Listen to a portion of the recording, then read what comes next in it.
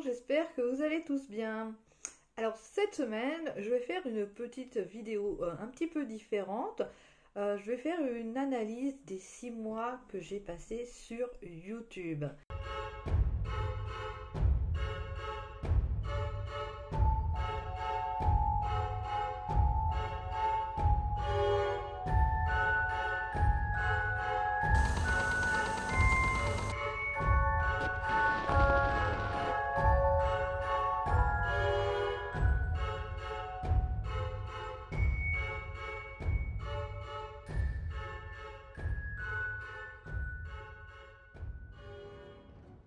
Alors voilà, j'ai créé cette chaîne au mois de janvier. Dans un premier temps, parce que j'aime bien faire des vidéos, même s'il y a quelques années je n'en aurais pas fait. Mais j'ai eu l'occasion, alors rien à voir avec la chaîne, de faire du marketing de réseau. Et donc par rapport à ça, j'ai fait des vidéos. Et en fait j'y ai pris goût. Ensuite j'ai donc arrêté. Et ça me manquait un petit peu, et à force de regarder diverses chaînes vidéo parlant de true crime, parce que j'adore le true crime, je suis tombée sur des articles de faits divers qui n'étaient absolument pas connus et que je trouve qu'il était bon de parler. Et c'est comme ça en fait que l'idée de cette chaîne est venue. Comme ça, voilà, ça me permettait de parler de choses qui m'intéressaient et en même temps de faire des vidéos. Alors, je suis consciente que je ne suis pas du tout une pro. Je fais mes montages moi-même et franchement, ça reste assez compliqué. Alors, dans un premier temps, c'était mon fils qui devait les faire, mais bon, vous connaissez les enfants, enfin les ados principalement, ça change vite d'avis. Alors aujourd'hui, j'en suis à 22 vidéos à mon actif. Alors j'ai essayé de faire une vidéo par semaine, mais je m'aperçois que c'est vraiment beaucoup de travail, surtout quand on doit concilier le travail, la vie de famille et beaucoup d'autres choses. Donc c'est pour ça aussi que la semaine dernière, il n'y a pas eu de vidéo parce que j'ai envie quand même de sortir des vidéos euh, pour le plaisir et pas de faire des vidéos pour faire une vidéo. Je trouve pas ça du tout intéressant. Et donc ce que j'ai pu aussi constater pendant ces 6 mois, c'est que voilà, quand justement on parle de sujets qui sont vraiment très peu connus, déjà quand on commence, on n'a pas d'expérience, donc niveau visibilité, c'est vraiment très compliqué. Et quand on parle de sujets qui ne sont absolument pas connus, les gens donc ne viennent pas spécialement voir ce style de vidéo puisqu'ils ne font pas de recherche par rapport à ça. Donc finalement, c'est un petit peu pour ça aussi que j'ai un peu dévié et fait quelques vidéos sur des crimes qui se sont produits, même si dans ma toute première vidéo, j'avais dit que je n'aborderais pas du true crime, mais c'est à la fois un sujet qui me passionne et j'ai le malheur de constater que c'est aussi ce qui fonctionne très bien. C'est pour ça que maintenant vous allez retrouver quelques vidéos traitant donc de crimes. J'essaye toujours de rester dans des histoires qui sont très peu connues ou qu'on n'a pas parlé. Et là encore, pour l'instant, je m'aperçois que puisque c'est des affaires qui sont pas connues, c'est vraiment encore compliqué d'avoir de la visibilité. Et je me suis aperçue vraiment que il y a une première vidéo qui a vraiment très bien marché. C'est ma vidéo sur le scandale de l'orphelinat de Jersey, qui n'est pas spécialement une affaire qui est connue, mais c'est un gros scandale et ça traite aussi sur les enfants. Et ça, c'est vraiment un sujet qui a très bien fonctionné.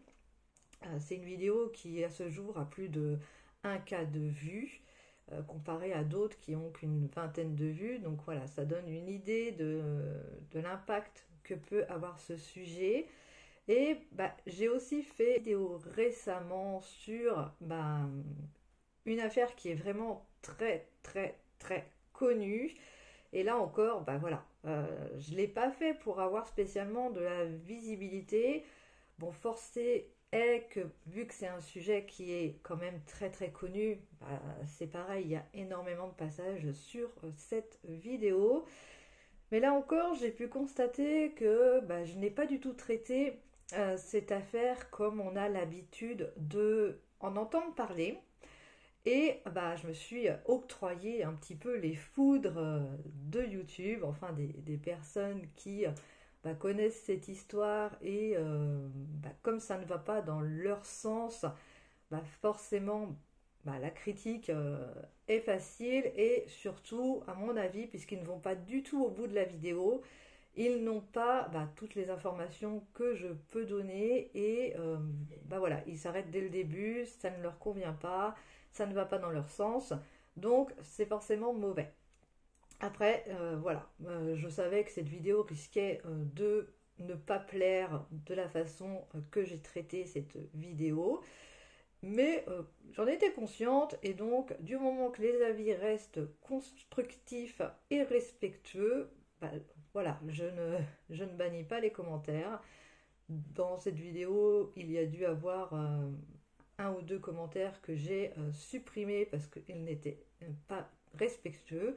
Mais autrement, dans l'ensemble, les gens restent toutefois corrects, même si bah, ils expriment un point de vue quand même assez à dire désagréable, mais j'estime que je n'ai pas à supprimer ces commentaires, même si voilà, les gens sont assez agressifs. Mais du moment qu'il n'y a pas d'insultes, euh, bah voilà, je laisse quand même parce que je trouve que chacun a le droit à sa liberté d'expression. Je trouve donc aussi un peu dommage que les personnes ne prennent pas un petit peu de recul par rapport à ce qu'ils ont entendu et par rapport à ce que je fais, par rapport à ce que je parle dans cette vidéo, parce que bon, forcément, je traite d'un livre et ma vidéo donc est faite à partir de ce livre-là. Alors on a pu me dire que je n'y connaissais rien à cette affaire, chose qui est totalement fausse, mais j'avais pas non plus envie de faire une vidéo retraçant encore cette affaire, toujours sous le même angle. Enfin voilà, je vais pas non plus débattre 36 heures sur cette vidéo qui ne plaît pas. Mais c'est pour dire que voilà, j'ai vu un petit peu ce que pouvait être aussi l'envers de YouTube, qui n'est pas forcément toujours agréable. J'ai le malheur de constater aussi que bon, voilà, pour avoir de la visibilité, il faut forcément traiter de choses qui sont ultra connues. Je vois actuellement, bah, on parle beaucoup de l'affaire Delphine Jubilard et on en voit franchement sur énormément de chaînes. Donc forcément, c'est des vidéos qui sont forcément beaucoup vues et qui donnent de la visibilité. Mais c'est pas moi mon but recherché. Je veux pas faire encore une énième vidéo sur ce sujet-là. Et voilà, donc je vais rester quand même dans l'optique que je m'étais basée au début. C'est-à-dire que je vais continuer à parler de sujets et d'histoires qui sont assez vieilles ou peu connues, suivant ce qui me plaît. Et aussi, bah, je peux revenir aussi sur quelques affaires qui m'ont intéressée et donc j'aurais envie de vous parler. Il risque donc d'y avoir quelques sujets que vous connaissez, mais je ne vais pas franchement faire non plus que ce style de vidéo. Mais j'avais envie de reparler de tout ça, puisqu'au début j'avais vraiment dit que voilà, je serais sur des vidéos que personne ne connaît ou sur des vieux sujets, mais voilà, avec le temps, comme je dis, j'aime bien aussi vraiment le true crime et il y a beaucoup d'histoires qui méritent d'être reparlées, d'être réanalysées et j'ai envie de faire ça vraiment pour le plaisir et comme j'ai dit, pas de faire des vidéos pour faire une vidéo. Alors je vais aussi certainement parler d'autres sujets qui sont un petit peu différents que bah, des histoires vieilles ou des crimes. C'est-à-dire que je peux partir sur un petit peu des histoires, témoignages peut-être, plus des vlogs, plus ou moins par rapport à des choses que j'ai vécues ou testées ou que je trouve intéressant de parler.